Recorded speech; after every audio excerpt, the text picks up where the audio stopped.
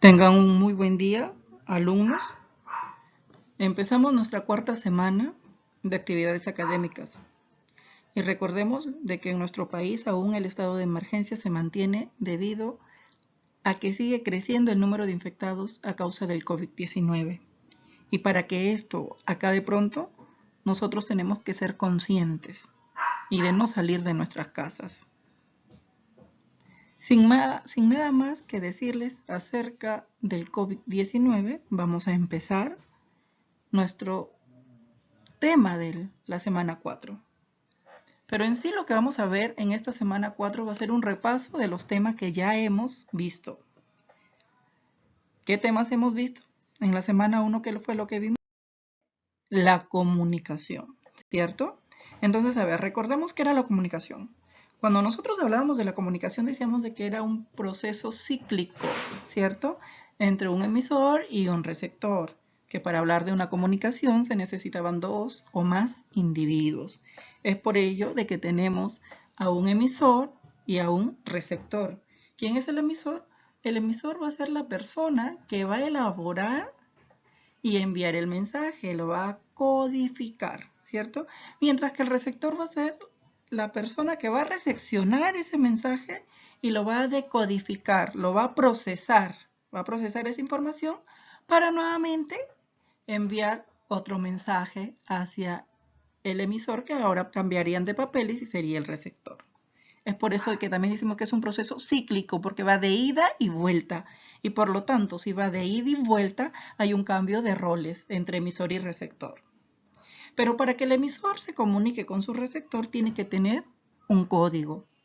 Y este código es el conjunto de signos sistematizados del cual se va a valer el emisor para elaborar su mensaje.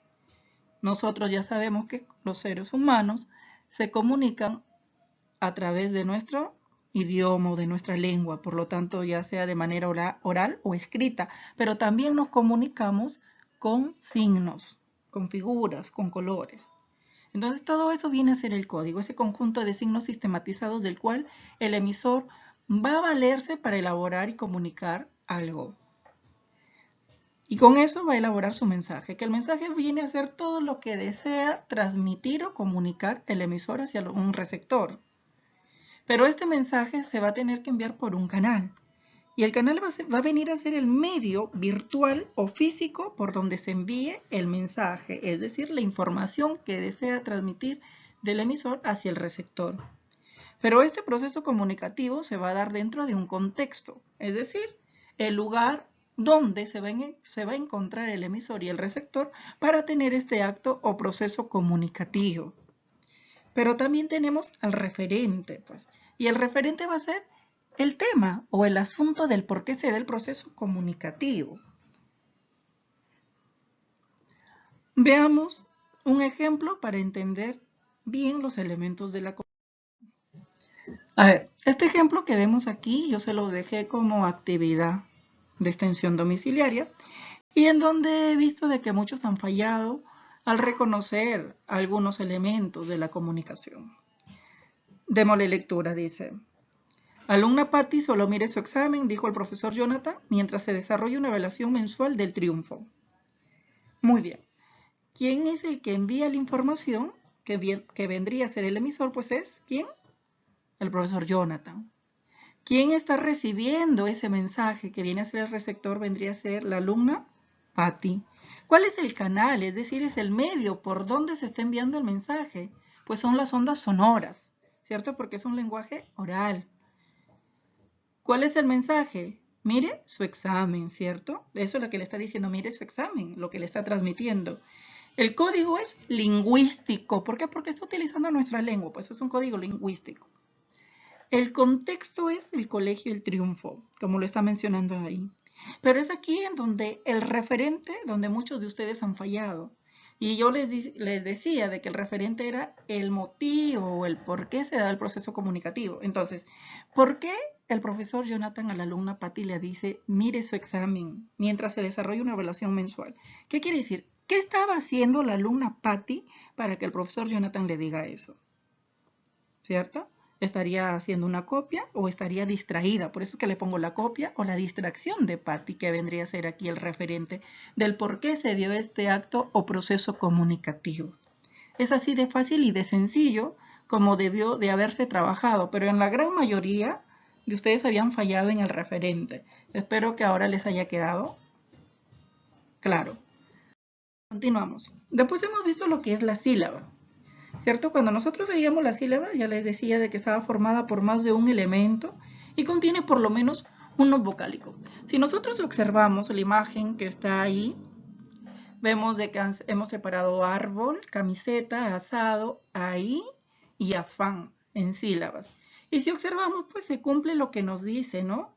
Que por lo menos tiene un elemento vocálico. Recuerden de que una consonante más una vocal forma una sílaba, pero también tenemos, como observamos ahí, a una vocal que conforma una sola sílaba, pero una sola consonante no puede formar una sílaba. Vamos a ver la estructura interna de la sílaba que ya hemos visto. Dentro de la estructura interna de la sílaba tenemos a una cima, que viene a ser el elemento vocálico de la sílaba, recibe el nombre de cima. Es decir, cuando nosotros tenemos una sílaba conformada por una consonante más vocal, pues esa vocal viene a ser la cima. Viene a ser la cima. Y lo vamos a representar mediante el símbolo CI. Y como hemos dicho de que tenemos un elemento vocálico que va a conformar una sílaba, pues nosotros vamos a tener clases de cimas. Tenemos una cima simple y una cima compuesta. Pero ¿cómo nos vamos a dar cuenta que vamos a estar frente a una cima simple o a una cima compuesta? Pues es muy fácil, alumnos. La cima simple va a ser aquella sílaba que solo contiene una vocal. Y la sílaba compuesta es la que va a estar formada por 2 o 3 vocales. Nosotros recordemos la concurrencia vocálica, recordemos. Cuando hay un diptongo o hay un hiato, en una sílaba está formada por 2 o 3 vocales, si hablamos por concurrencia vocálica. Entonces, cuando estemos frente a una sílaba que tenga 2 o 3 vocales, vamos a estar frente a una cima compuesta. Ejemplos. A ver, en el ejemplo de calle, ¿cierto? De cuadro y de guaura. Vamos a analizar estos 3 ejemplos. A ver, si nosotros separamos calle en sílabas, quedaría de la siguiente manera. K, Y. Muy bien. Si nosotros observamos la primera sílaba, que es K, pues observamos que en esta sílaba está conformada por una sola vocal. Por lo tanto, tenemos una cima simple. Y en la segunda sílaba, que es Y, también observamos que está compuesta por una sola vocal, entonces también es una cima simple. Ahora analicemos cuadro. Si separamos en sílabas cuadro, quedaría de la siguiente manera. Cuadro. Muy bien. Analicemos la primera sílaba de cua, ¿cierto? Ahí observamos que está conformada esta sílaba por 2 vocales. Por lo tanto, si tiene 2 vocales es una cima compuesta. Y la segunda sílaba, que es dro, si tiene una sola vocal, por lo tanto es una cima simple. Ahora analicemos guaura. A ver, veamos. Quedaría de la siguiente manera. Guaura. Muy bien. Entonces, en la primera sílaba nosotros observamos de que hay más de 2 vocales. Es decir, hay 3 porque se ha formado un triptongo. Entonces vamos a estar ahí frente a una cima compuesta. Y en la segunda, que es ra, es una cima simple porque contiene una sola vocal. Pero veamos, mira, en guaura estamos nosotros frente a 2 vocales, ¿cierto? Que están flanqueando a una vocal, que en este caso es la A.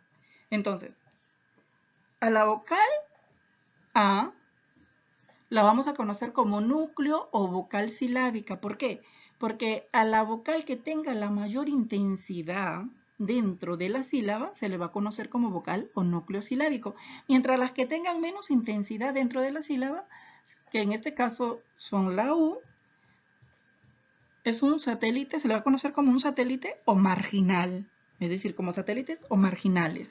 ¿Por qué? Porque no tienen la mayor articulación, ¿cierto? Cuando vamos a articular la palabra. Sigamos. Veamos ahora otra parte de la sílaba que es la cabeza y la coda. Veamos qué es la cabeza. La cabeza es la consonante que precede a la cima y se le conoce como cabeza o ataque.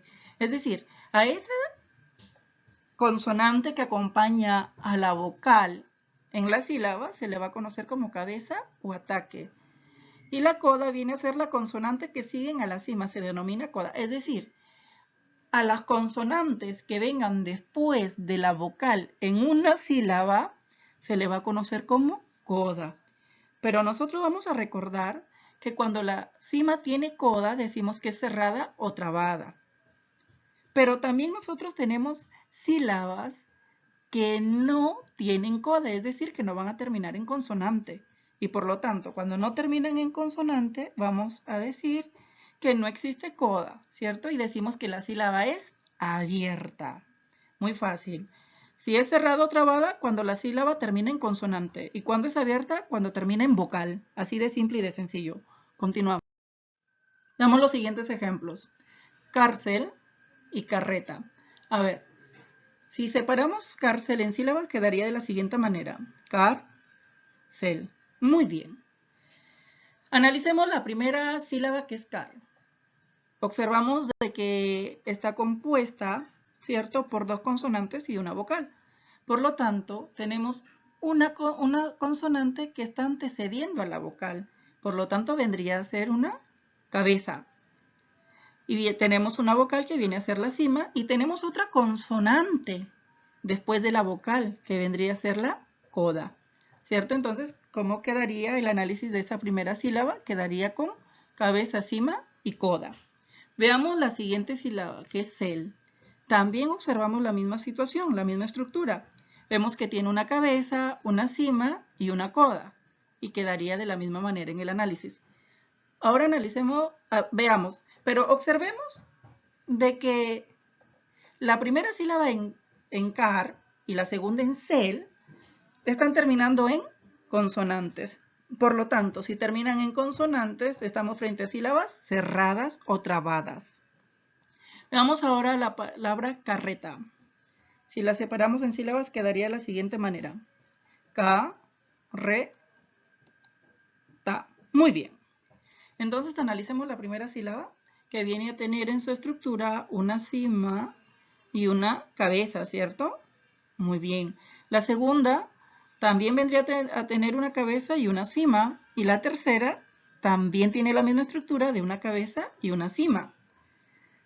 Pero como en este caso aquí las sílabas están terminando en vocal, pues decimos que estamos frente a sílabas abiertas. Así de simple y de sencillo, como les decía anteriormente. Si la sílaba termina en consonante, es sílabas trabadas o cerradas. Y si terminan en vocal, son abiertas. Ahora veamos desde el punto de vista estructural. Cuando hablamos del punto de vista estructural, vamos a ver la combinación autónoma de fonemas. Es decir, en este caso a la cima se le denomina vocal o núcleo, ¿cierto? Y a las consonantes que pueden aparecer antes se les denomina márgenes prenuclear y si estuvieran después se le denomina márgenes postnuclear. Es decir, en este caso, a la cabeza y a la coda, como estábamos viendo anteriormente, vienen a ver, la cabeza va a ser un margen prenuclear y la coda va a venir a ser el margen postnuclear. Y la cima viene a ser la vocal nuclear o núcleo, desde el punto de vista estructural, por las complejas.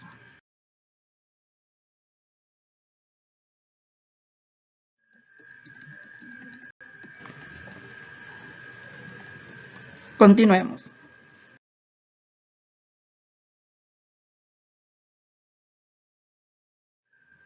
Por la cantidad de grafías ahora. Veamos por la cantidad de grafías. Por la cantidad de grafías nosotros tenemos la monolítera, es decir, aquella sílaba que está compuesta por una sola letra, en el caso de día, ¿cierto? Por eso les he puesto ahí en rojo la vocal A, que es una sola letra. Luego tenemos la bilítera, que está compuesta por dos letras, en el caso de casa, ¿cierto? También K, dos letras. También tenemos la trilítera, que está compuesta por 3 letras la sílaba, en este caso, volver. Luego tenemos la tetralítera, que está compuesta por 4 letras, en el caso de construcción. En el caso de construcción, ¿cierto? Tenemos 4 letras formando la sílaba. Luego tenemos la pentalítera, cuando tenemos 5 letras formando la sílaba, en el caso de transporte, ¿cierto? Aquí tenemos en la primera sílaba que es trans, formada por 5 letras. Y por último tenemos la hexalítera, es decir, la que está formada por 6 letras. Es en el caso de criáis, ¿cierto? En este está formada esta sílaba que no la hemos podido separar porque se ha dado una concurrencia vocálica conocida como el triptongo. Por lo tanto, es una sola sílaba y está compuesta por 6 letras. Así de fácil y de sencillo son estos temas que hemos visto, queridos alumnos, y espero que en este repaso que hemos hecho se les haya quedado un poco más claro la explicación. Ya saben que cualquier duda o consulta ustedes pueden comunicarse a mi correo, que ya se los he dado, y que también las actividades están siendo enviadas a los correos de ustedes. Espero volvernos a encontrar muy pronto. Eso es todo.